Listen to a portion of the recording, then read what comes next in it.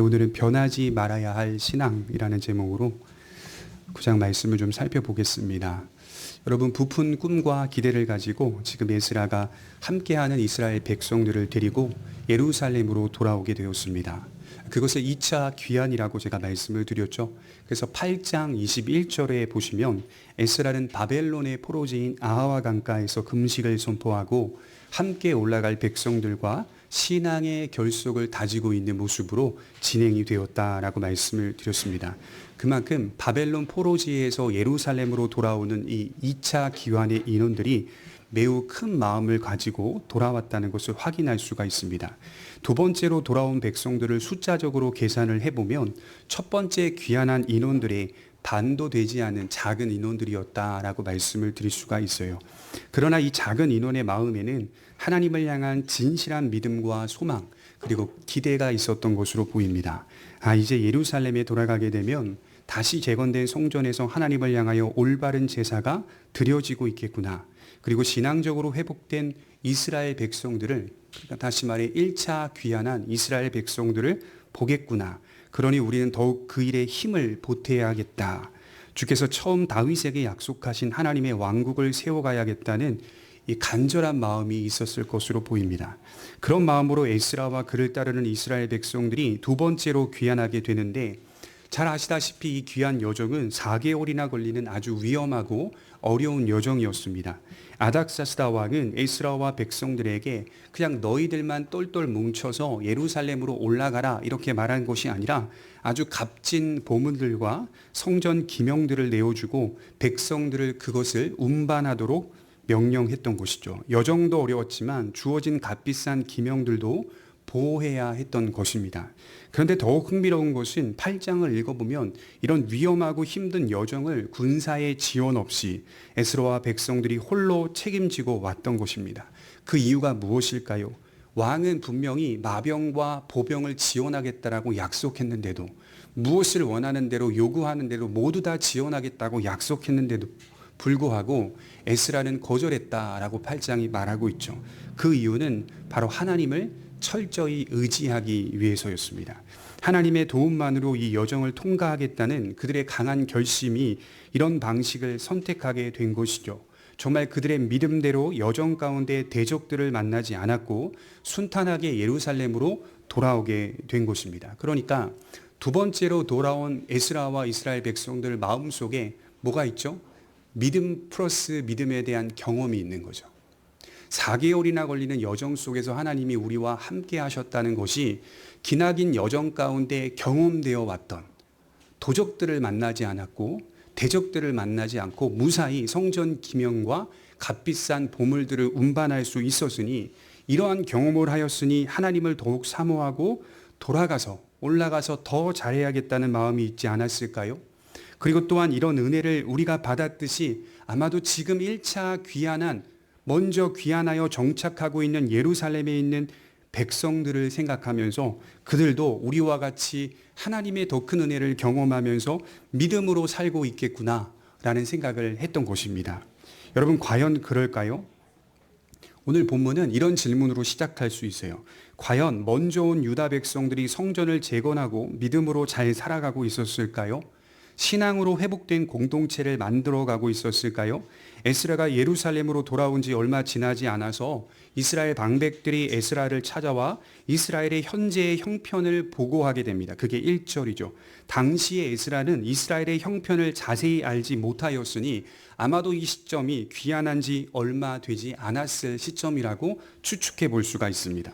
그래서 1절에 보시면 이 일 후에 방백들이 내게 나와 이르되 이스라엘 백성과 제사장들과 레위 사람들이 이 땅 백성들에게서 떠나지 아니하고 가나안 사람들과 헷 사람들과 브리스 사람들과 여부수 사람들과 암몬 사람들과 모압 사람들과 애굽 사람들과 아모리 사람들의 가증한 일을 행하여 그들의 딸을 맞이하여 아내와 며느리로 삼아 거룩한 자손이 그 지방 사람들과 서로 섞이게 하는데 방백들과 고관들이 이 죄에 더욱 으뜸이 되었다 하는지라. 충격적인 보고를 하고 있는 것이죠. 잘하고 있을 것이라고 생각했는데 눈에 보이는 성전은 분명히 웬만큼 분명히 재건되었지만 성전 안에 담긴 참된 신앙의 내용이나 모습은 전혀 찾아볼 수 없는 상태. 1차 귀환이 있은 지 이때가 60년이라는 기간이 지나가는 시점이었습니다.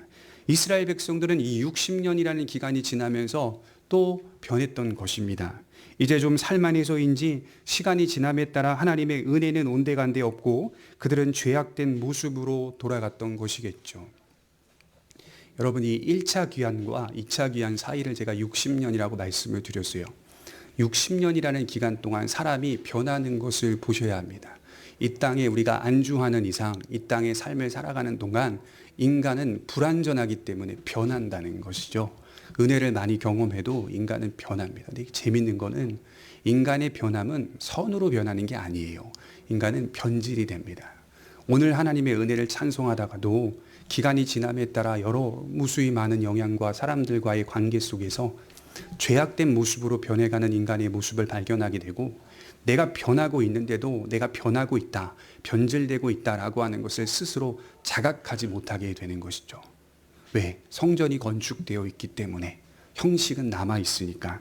여러분, 신앙은 지금 당장 잘하는 것뿐만이 아니라 계속적으로 잘 유지돼야 하는 겁니다. 그것을 우리는 항상 개혁하는 신앙이라고 말하는 것이죠. 시간이 지났다고 변한다면 그것이 어떻게 참된 신앙이라고 말할 수 있겠습니까? 제가 어떤 책에 보니까 반짝인다고 다 금이 아니다, 시간이 지났다고 변하면 금이 아니다라는 글귀를 보았습니다. 반짝반짝 보인다고 해서 금이 아닙니다. 정말 진짜 금은요, 아주 많이 반짝거리기보다 굉장히 무거운 어두운 빛을 보이고 있습니다. 그리고 시간이 지남에 따라 진짜 금은 더 빛납니다. 그 빛이 그대로 유지된다는 것입니다. 그것이 진짜 금입니다. 오늘 이스라엘의 모습을 보시면 시간이 지남에 따라 변해갔습니다. 성전이 다시 재건되고 제사가 드려집니다. 나름대로 이것은 큰 업적이고 큰 성과입니다. 그런데 그것을 참된 신앙의 내용으로 온전하게 해야 하는데 성과로 만족하고 있는 것이죠. 그러니까 신앙이, 제가 말씀 누누이 드리지만, 성과가 되면 안 돼요. 신앙이 업적이 되면 안 돼요. 신앙은 업적과 성과로 다가오는 것이 아니라 인격으로 다가오는 겁니다. 내 존재로 다가온다고요. 하나님과 나와 늘 날마다 독대하면서 내가 얼마나 큰 죄인인지를 깨달아, 그리고 이 얼마나 큰 죄인에게 베푸신 은혜가 얼마나 큰 빛인지를 또 깨달아 은혜를 더 부각하는 삶을 살아가야 한다는 것이죠. 그리고 자신들의 뜻대로 원하는 삶을 추구하고 살아가는 그런 이스라엘 백성들을 오늘 보게 되는 것이죠. 이것이 바로 그들의 현 주소였습니다. 하나님은 왜 60년이 지날 때쯤에 에스라를 보내셨을까? 가만히 제가 묵상해 봤어요. 에스라는 이런 상황을 알지 못했어요. 바벨론에서 60년이라는 시간을 지난 동안 성전이 재건되었다라고 하는 그 정도의 소식은 들었을 수 있겠지만 이스라엘 백성들이 상당히 잘하고 있을 것이라고 생각했던 것 같아요. 바벨론 포로제에서 에스라는 예루살렘이 다시 재건되고 있다는 소식만 들었습니다. 당시에는 인터넷도 없죠. 연락을 취할 방법도 없죠. 그러니 그 형편을 알기 위해서는 내가 직접 와서 보아야만 했던 거예요. 그런데 어느 날 불현듯 하나님은 왕의 마음을 감동시키셨고 에스라와 백성들의 마음을 감동시키셔서 그들을 보내신 겁니다. 왜? 하나님이 다 보고 계셨기 때문에. 지금의 형편을 보고 이스라엘의 타락하고 변질된 모습을 보고 에스라, 네가 가라, 그리하여 참된 공동체로 회복하라 라고 말씀하셨던 것이죠. 그런 생각을 해봐요. 기간이 60년이 지나는 동안 얼마나 많은 문화와 환경이 바뀌었을까요? 경제적인 관점으로 생각해 보십시오. 고대 사회에도 무역은 활성화되고 있었거든요. 이스라엘이 60년이라는 시간 동안 먹고 살아야 하기 때문에 그 성벽의 빗장을 열어서 다른 이방인들과 교역을 하고 무역을 활성화하여 살아가야 하잖아요. 그것이 나쁜 것은 아니었다는 말이에요. 무역을 하고 교역을 한다는 것을 통해 뭐가 들어오죠? 다른 나라의 문화가 들어오는 거예요. 그 문화가 들어오고 또 뭐가 들어옵니까? 다른 나라의 신앙이 들어오는 거예요. 다른 나라의 종교성이 예루살렘 안으로 들어오게 되는 겁니다. 오늘날로 보자면 10년 단위로 사회의 모습과 문화들이 상당히 빠른 속도로 바뀝니다. 이 급격히 빠르게 변한다는 것은 그만큼 인간이 영향을 받는다는 뜻이겠죠. 그래서 현대 사회는 어떤 학자가 이렇게 말해요. 숨만 쉬어도 수많은 영향들을 받는다. 숨만 쉬어도 주변에 많은 영향들을 받으며 살아간다, 이렇게 말하고 있어요. 뭐든지 빠르게 변하고 있다는 사실입니다. 마찬가지로 고대 사회에서도 기간이 지남에 따라 여러 부분들이 변했을 것이고 여러 모습들이 다양하게 나타났을 것입니다. 그래서 우리는 신앙과 세월이라는 것이 함께 간다는 사실을 확인할 수 있게 돼요. 참된 신앙은 이런 시간과 세월의 흐름 속에서 영향을 받아서 변질되는 것이 아닐 겁니다. 우리는 세월이 우리의 신앙을 변질시킬 수 있다는 사실을 분명히 그 위험성을 인식해야 하고, 세월은 우리의 신앙을 지키는 싸움과 관련돼 있다는 사실을 잊지 말아야 합니다.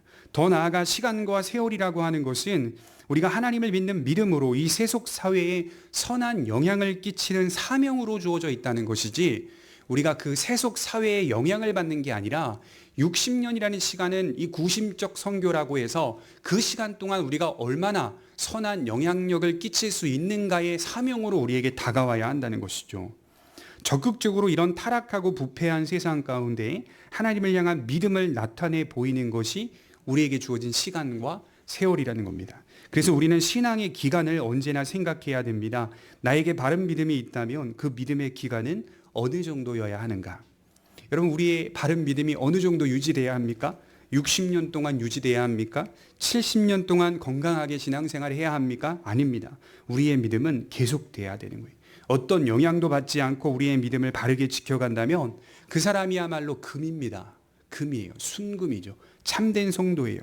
믿음을 지키는 것은 고대 시대에도 힘들었고 현대 시대에도 힘든 거예요.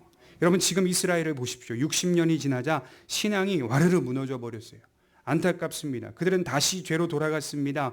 성전만 덩그러니 있었을 뿐 바른 신앙으로 세워져 가지 않고 오히려 지금 이방인들처럼 살고 있었다는 말입니다. 흥미로운 건 또 뭐죠?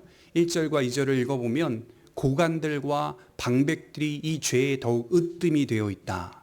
방백과 고관이 누구를 말하냐면 제사장들과 레위인들을 포함하는 단어예요. 종교 지도자들이 더욱 으뜸이 되어서 가나안 7 족속들이 행했던 가증한 일을 함께 행하고 있다. 지도자들이 앞장서서 죄를 짓고 있다면 성도들은 따라올 수밖에 없는 겁니다. 이게 불가분리의 관계예요. 따라올 수밖에, 필연적인 거예요. 얼마나 타락하고 부패했는지 몰라요. 그럼 지금 구체적으로 이스라엘은 어떤 죄를 짓고 있는 걸까요? 1절에 말하기를 오래전 가나안 족속들처럼 가증한 일을 행하고 있고, 2절에 말하기를 이방 족속들에게 자신들의 아들들을 내어주고 자신들의 딸들을 내어주며 통혼하였다. 이것은 율법에 금기시하고 있는 자폰이 이루어지고 있다는 것입니다. 더욱 안타까운 것은 2절 하반절에 말하고 있듯이 방백들과 고관들이 으뜸이 되어 있다. 방백들과 고관들이 으뜸이 되었다면 타락과 부패는 말할 것도 없는 상황인 것이죠. 그러니 백성들의 타락과 부패는 당연합니다. 성경은 지금 분명히 말하죠. 자포는 죄다, 이렇게 말하고 있어요. 자포는 죄다. 이게 우리 신약의 그리스도인들이 이 말씀을 그대로 적용하는 건 아닙니다. 이건 지금 구약 시대의 배경을 갖고 있는 말씀이죠. 하나님께서 율법에서 금기시한 죄가 무엇입니까? 이방인들과 통혼해서는 안 된다. 이스라엘의 역사로 돌아가 보면 이스라엘의 타락이 언제 시작되었는지 제가 연구해 보니까 그 시초가 바로 솔로몬이 이방 여인들을 사랑한 때로부터 시작됩니다. 이스라엘의 분열과 와그러짐은 솔로몬이 이방 여인들을 사랑한 그 시점부터 시작이 되고 있더라고요. 열왕기상 11장 2절에 보면 여호와께서 일찍이 여러 백성에 대하여 이스라엘 자손에게 말씀하시기를 너희는 그들과 서로 통혼하지 말며 그들도 너희와 서로 통혼하게 하지 말라. 그들이 반드시 너희의 마음을 돌려서 그들의 신들을 따르게 하리라 하셨으니 솔로몬이 그들을 사랑하였더라. 보시면 아시겠지만 일찍이 하나님은 말씀하셨어요. 이방 사람들과의 통혼은 금지다. 그러나 솔로몬은 이러한 말씀을 알고도 이방 여인들을 더욱 사랑하였다. 이것은 단지 이방 여인들을 사랑한 것이라고 말하지 않고 그 여인들이 가지고 온 수많은 우상 신앙들을 따랐다라고 표현하고 있습니다. 그래서 그들과 혼인하게 되면 뭐라고 기록하죠? 그들이 반드시 너희의 마음을 돌려, 마음을 돌리는 게 아니라요, 반드시 돌린다. 반드시 너희의 마음을 돌릴 것이다.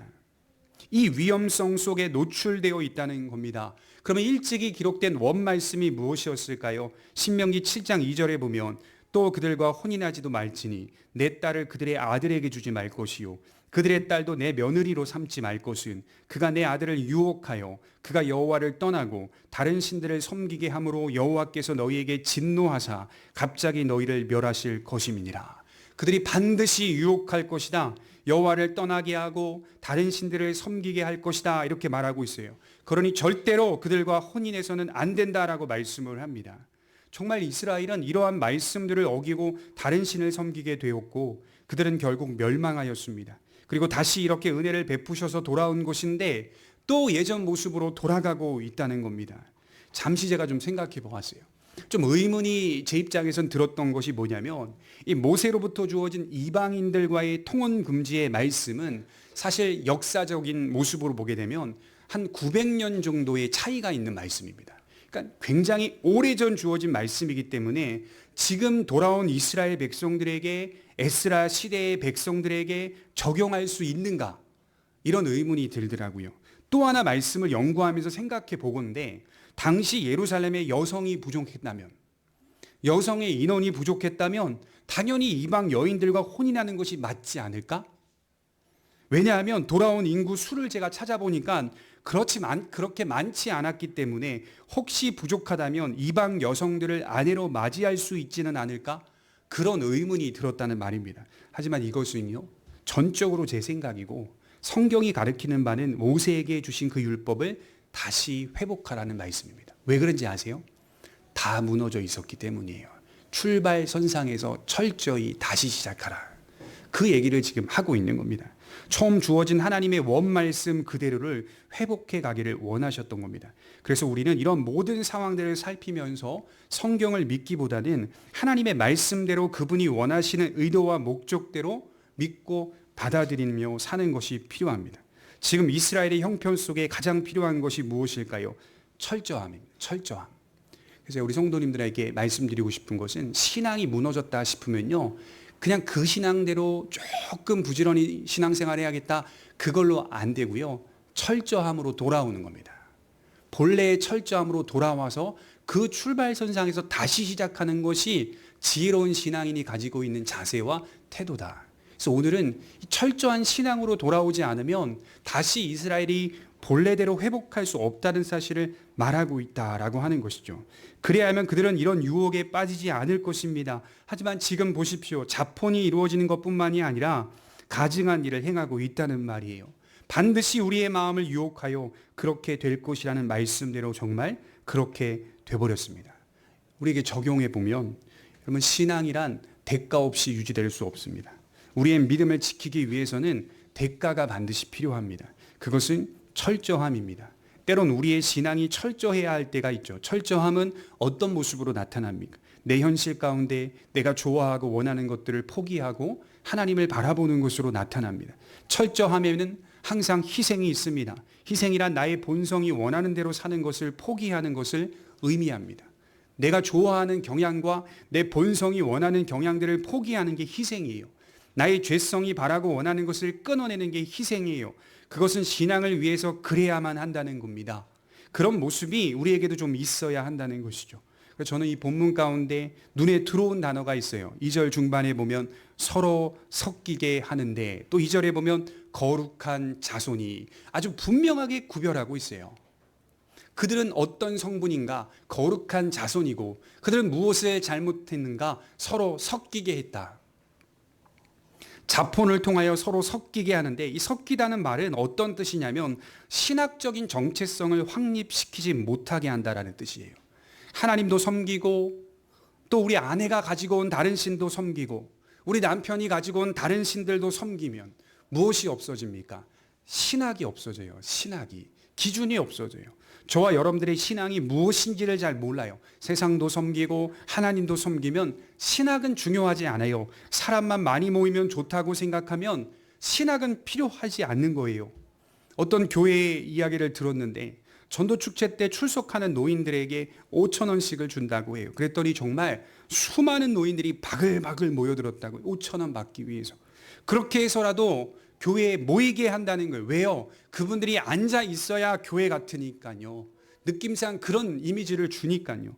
성황리의 전도축제가 끝났다고 합니다. 그렇게 해서 카운터 세요. 몇 명이나 전도축제에 왔는가? 어떻게 그럴 수 있습니까? 이것은 세상적인 방법과 크게 다를 게 없어요. 인간적인 목적이 수단을 정당화하고 있습니다. 이것이 서로 섞이게 한다는 말이에요. 우리의 신앙은 무엇입니까? 섞이지 않는 거예요. 거룩은 무엇입니까? 섞이지 않는 거예요. 깨끗한 겁니다. 구별된 겁니다. 거룩한 것입니다. 정결한 것입니다. 여러분, 강원도 태백시 창죽동에 가면 검룡소라는 곳이 있습니다. 이곳이 한강의 발원지라고 하더라고요.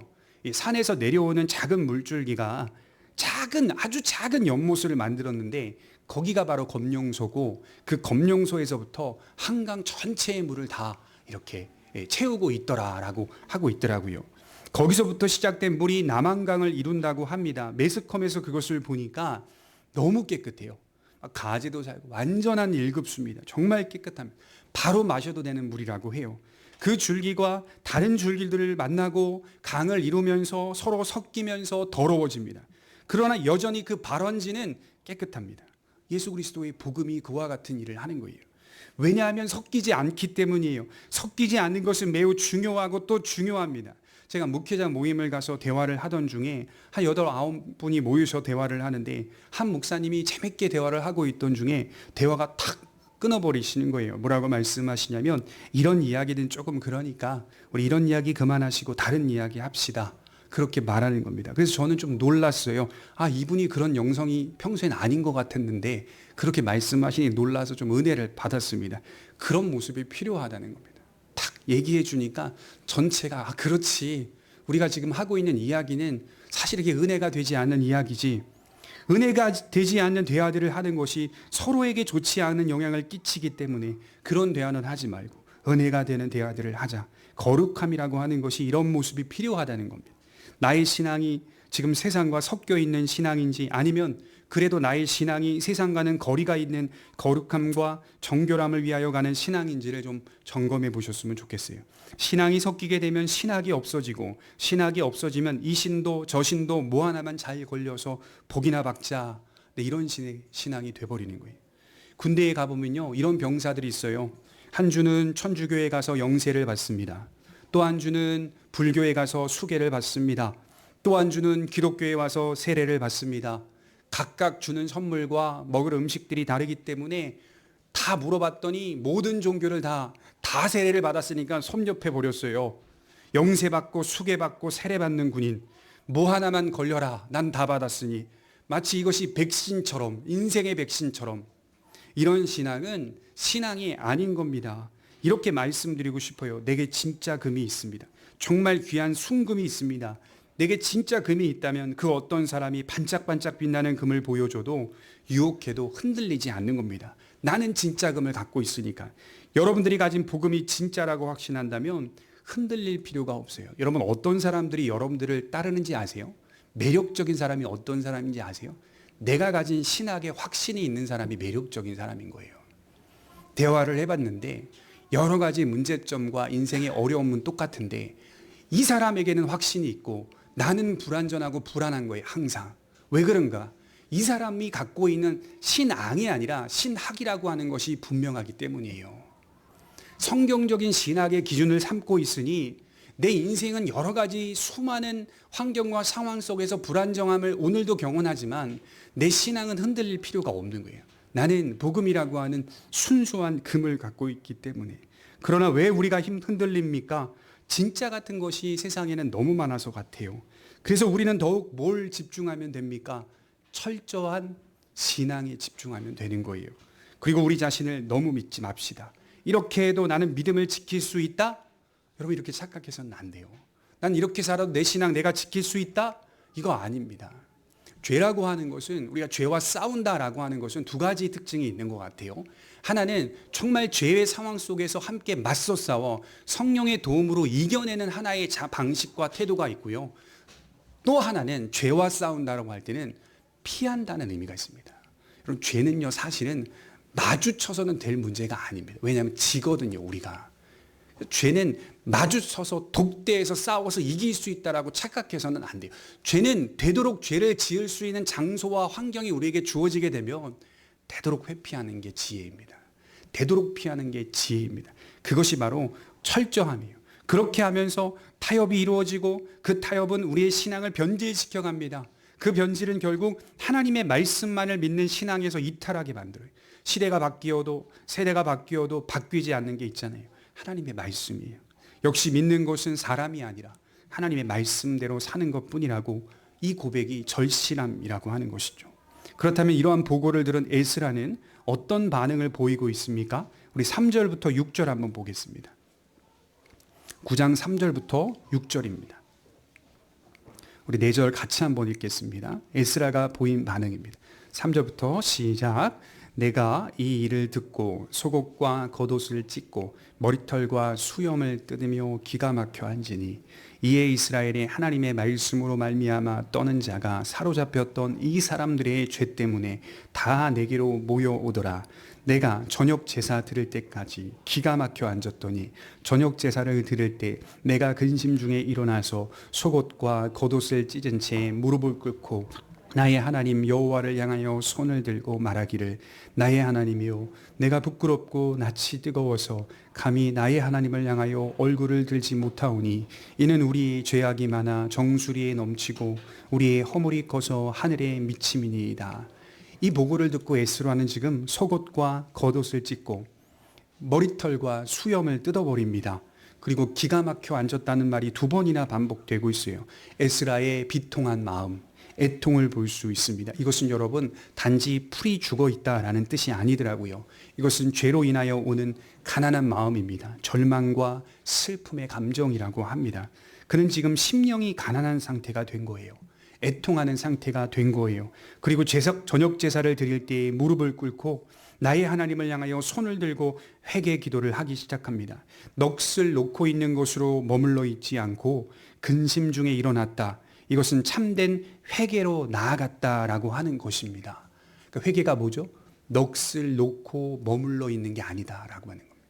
기가 막혀 앉는 시간은 필요하지만 넋을 놓고 머물러서 절망만 하고 애통만 하고 있는 게 아니다라고 해요. 무릎을 꿇고 두 손을 들고 나의 하나님을 향하여 회개하는 거, 기도하는 거, 하나님을 향하고 바라보는 거, 이것이 회개입니다. 여러분, 청교도들은 회개를 뭐라고 표현했냐면 영적인 구토라고 표현했어요. 영적인 구토. 제가 그 내용을 읽어보니까 너무 확 와닿는 겁니다. 구토라고 하는 것은 체했을 때 여러분 한번 생각해 보십시오. 계속 올라오는데요. 하고 싶지는 않습니다. 느낌이 너무 안 좋거든요. 네, 표현하기 좀 모호한데요. 이렇게 하잖아요. 이게 올라와서 내 목을 타고 먹었던 음식물들이 탁 쏟아져 나올 때 사실은 그게 해야만 하지만 하고 싶지는 않습니다. 회개가 그런 겁니다. 반드시 해야 하는데 하고 싶지는 않은 겁니다. 인간이 죄인이라서 구토하고 싶지 않아요. 그러나 청교도들은 영적인 구토, 진실한 회개가 반드시 이루어져야만 막힌 것이 뚫린다 이렇게 말을 했어요. 하나님과의 관계가 올바로 세워져 갈 수 있다라고 말을 했어요. 반성이나 뉘우침을 넘어서서 하나님을 향하는 겁니다. 죄를 솔직히 인정하고 하나님을 향하여 걸어가는 겁니다. 하나님을 바라볼 때 해결책이 있다라고 하는 것이죠. 그런데 여러분, 이 죄가 에스라와 관련된 죄입니까? 이렇게 물어보고 싶어요. 지금 이스라엘 백성들이 짓고 있는 이 죄가 에스라 학사와 제사장과 관련된 죄입니까? 아니에요. 이건 에스라가 지은 죄가 아닙니다.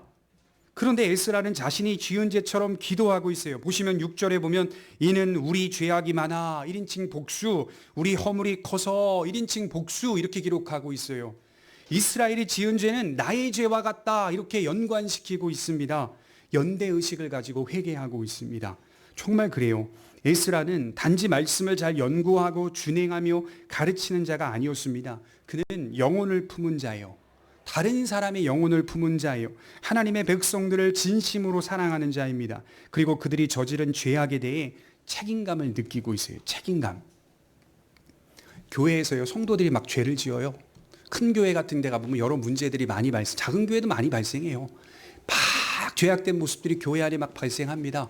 막 우린 다 죄인이기 때문에 비판하기 바빠요. 식당에서 소근소근, 카페에서 소근소근, 저기서 소근소근. 부유육자 생활을 제가 하면서 얼마나 많이 이런 이야기를 들었는지 몰라요. 맞아요. 듣다 보면 맞는 말이에요. 그 비판이 맞는 얘기라니까요.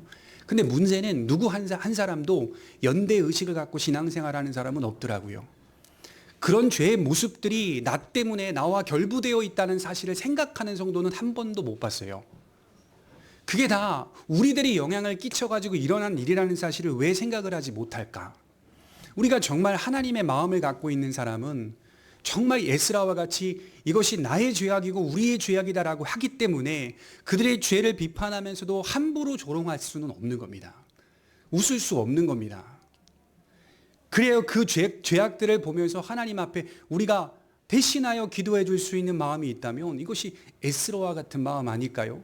이런 교회가 있다면 건강한 교회입니다. 그 사람들이 회개할 그 영적인 구토를 내가 안아서 영적으로 구토하고 있다면 정말 그 교회 하나님께서 귀하게 보시는 교회 아닐까요? 사랑은 허다한 죄를 덮느니라. 사랑이 죄를 덮는다라고 했을 때는 그 죄를 내버려 둔다는 얘기일까요? 아닙니다. 베드로 사도는 그런 차원에서 말한 게 아니라 사랑으로 죄를 지적하면서도 사랑으로 죄를 용서한다는 뜻입니다. 정말 연대의식을 가지고 우리의 죄 때문에, 목사인 저부터도 나의 죄 때문에, 우리의 죄 때문에 이런 일들이 일어났습니다. 내가 잘못 가르쳐서 교우들이 이런 길로 가고 있는 거 아닙니까? 라는 마음이 좀 있어야 될 텐데 사실은 설교하고 있는 저부터도 이러한 마음들이 잘 안 일어나요.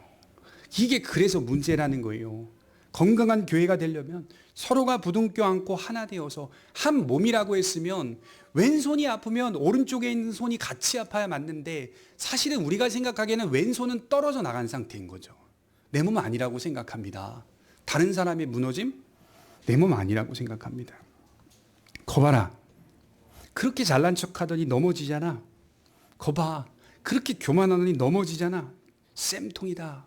잘됐다. 이렇게 생각하는 것이 우리가 가지고 있는 경향이 아닐까요? 에스라는 지금 다른 백성들의 죄를 보며 안타까워하고 그것을 넘어서서 회개하며 은혜를 구하며 나아가고 있습니다. 우리에게 이러한 자세와 태도가 있는지를 물어보는 것입니다.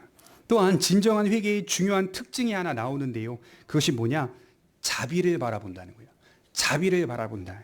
이런 우리들에게 자비를 베풀어 주셔서 이러한 죄악된 문제들을 해결해 주실 것을 믿는 믿음을 뜻합니다. 비록 고개를 들지는 못하지만 그렇지만 자비를 구할 수는 있습니다. 우리가 잘 아는 말씀 중에서 누가복음 18장 13절에 보면 세리의 기도가 나오죠. 세리는 멀리 서서 감히 눈을 들어 하늘을 우러러보지도 못하고 다만 가슴을 치며 가로되 하나님이여 불쌍히 여겨주옵소서 나는 죄인이로소이다. 기도 끝이에요. 기도 내용이 끝이라니까요. 이렇게 하고 내려오는 거예요. 가슴을 치며 고개도 들지 못하고 손도 들지도 못하고 하나님이여 불쌍히 여겨주옵소서 나는 죄인입니다. 이 한 줄의 기도가 끝이라니까요. 그런데 예수님은 이 기도를 인정하고 계세요. 누구보다도 진실한 기도했다. 이러한 기도의 모습이 옳다라고 말씀하였습니다. 세리는 하늘을 우러러보지도 못하고 가슴을 치고 있습니다. 그런데 재밌는 건 뭐냐면요.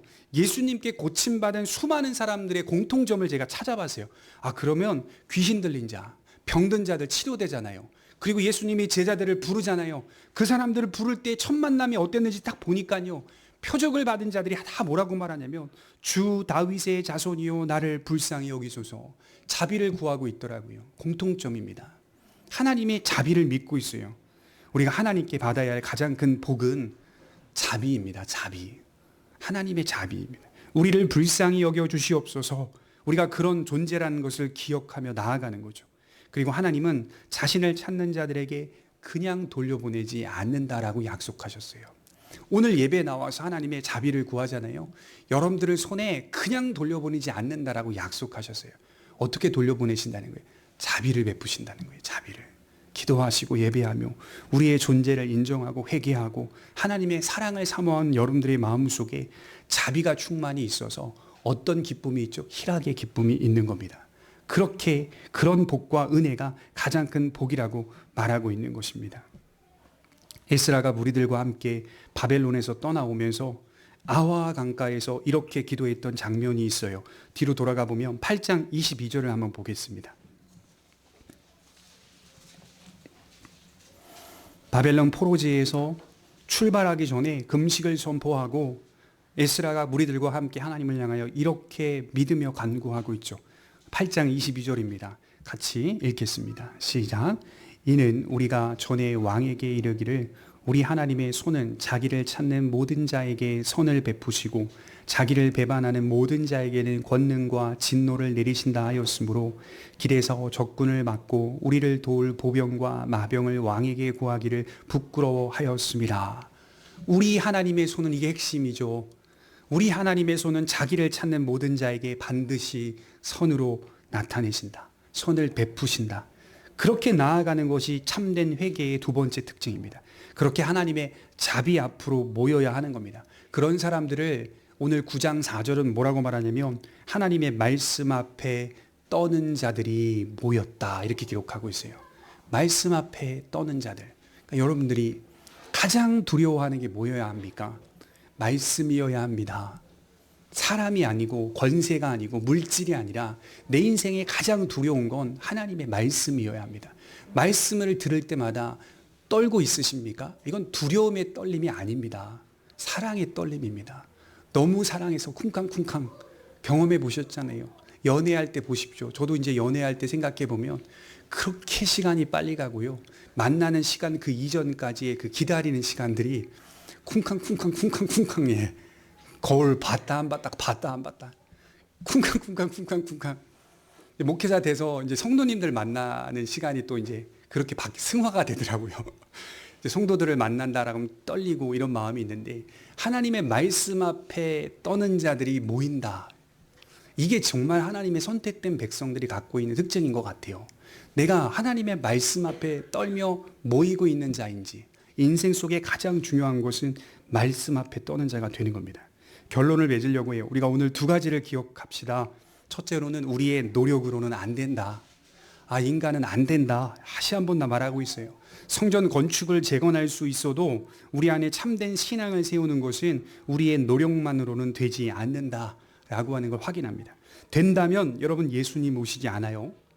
된다면 예수님 오시지 않았다니까요. 내가 행실을 통해서 구원받을 수 있어 이렇게 다가오는 청년들이나 그런 사람들 만나면 제가 뭐라고 말하는지 아십니까? 된다면 예수님 오지 않았어. 제가 이렇게 말해요. 된다면 예수님 오지 않았어. 복음은 우리의 존재를 개선하거나 고쳐서 좋은 사람 되게 하는 것이 1차적인 목적이 아닙니다. 복음 안에서 평안함을 누리며 자유함을 가지고 사는 게 1차적인 목적이에요. 나를 좀 뜯어 고친다고요? 개선시킨다고요? 사람은 잘 안 돼요, 그게. 인간은 불가능합니다. 뜯어서 고쳐서 사용한다는 건 불가능한 겁니다. 우리가 안 된다는 사실을 인정하고 하나님의 은혜로 구원받는 사실을 믿는 겁니다. 인간을 개선시키는 것이 복음의 1차적인 목적이 아닙니다. 마지막 한 가지는 무엇이 참된 회개인가? 우리가 지금 회개를 어떻게 하고 있는가를 생각해 보십시오. 자비까지 가고 있는가? 아니면 그냥 하나님 저는 죄를 지었습니다. 요 정도인가? 아닙니다. 자비까지 가셔야 돼요. 하나님을 믿는 믿음. 하나님 반드시 하나님을 찾는 자에게는 선으로 찾아오신다. 선을 베푸신다. 용서하신다라고 하는 하나님의 자비를 향한 믿음이 우리의 회개를 온전케 한다는 것입니다. 그리고 포기하지 않고 또다시 하나님을 찾게 만드는 원동력이 되게 하는 겁니다. 여러분 사람은요. 사랑받지 않으면 움직이지 않습니다. 사랑받으면 움직입니다. 사람은 근본적으로 우리를 움직이고 뛰게 하는 건 사랑입니다. 사랑. 우리의 믿음이 하나님을 사랑한다라고 말하는 무거운 짐만 어깨에 잔뜩 져서 내가 일주일 동안 하나님을 얼마나 사랑할까? 무거운 벽돌 같은 짐을 지고 맨날 어떻게 하면 하나님을 사랑해야 할까? 그 생각 속에 한번 살아보십시오. 사랑이 되나? 안 됩니다. 율법주의자가 됩니다. 율법주의자. 하나님께 사랑을 받으셔야죠. 내가 하나님을 사랑하고 하나님이 나를 사랑한다는 것을 확인하셔야 되죠. 그래야 사랑이 쌍방간의 관계 속에 온전해지는 거 아닙니까? 그럼 어떤 일이 벌어지죠? 찾아오는 겁니다. 하나님을 또 찾아옵니다. 내가 죄를 지었어도 하나님을 향하여 또 달려옵니다. 그래 하나님의 자비를 믿습니다. 그렇게 사랑을 받고 사랑을 주고 사랑을 받고 사랑을 주고 하는 우리의 신앙적인 관계가 온전하게 세워지면서 우리의 믿음이 하나님의 구원 앞에서 날마다 감사하고 찬송할 수 있는 모습으로 변화돼 가는 겁니다. 이러한 모습들이 우리의 삶에 나타나기를 간절히 축원합니다. 기도하겠습니다.